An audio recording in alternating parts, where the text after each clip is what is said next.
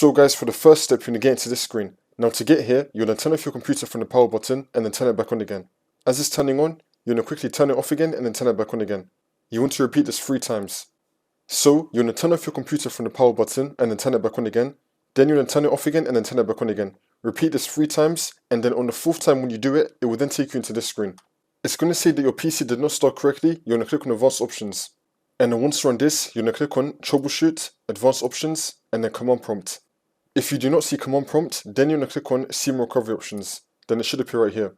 So you're going to click on Command Prompt, and now this will come up. And then once you're on this, you're going to type in bootrec space / fix MBR. Click on Enter. And now you're going to type in bootrec space / fix boot. Click on Enter again. If you get this error, just ignore it. And now you're going to type in bootrec space / scan OS. Click on Enter again. And now you're going to type in bootrec space / rebuild BCD. Click on Enter again. Wait for this to load. And now for the last one, you're going to type in sfc space / scan now, and then click on Enter again. You now want to run this scan. Wait for this to load. And then once you complete that scan, you now want to close out of Command Prompt, continue to Windows, and then the problem should be fixed.